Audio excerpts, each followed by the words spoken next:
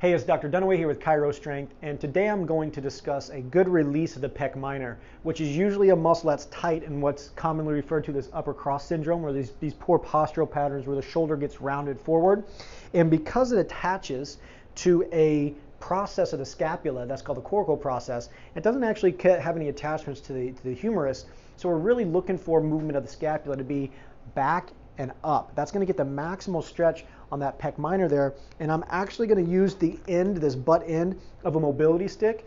You can use a broomstick, but the more diameter there is on the tool you're using, the better, because you don't want to get too pointy in the armpit.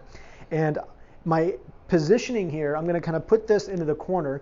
My positioning is going to be not at a 90-degree angle because I don't want to go directly into the rib cage, but I'm going to open up a little bit. And now as I kind of lean into this stick, my pec gets tinted up. I'm not going into the rib cage, I'm not going into the armpit, but I'm going into the back side of the pec here, or the underside of the pec here.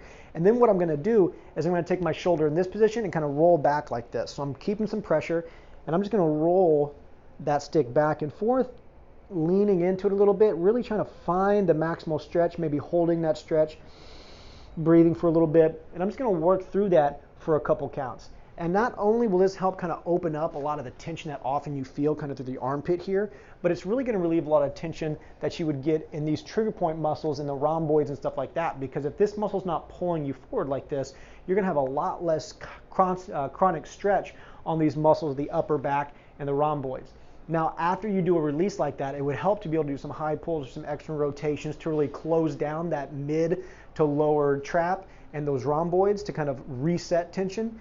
But that release of the pec minor there is going to be a great way to open up the shoulder and improve your overhead range of motion, improve your shoulder range of motion, and not feel like that's so locked down in the front.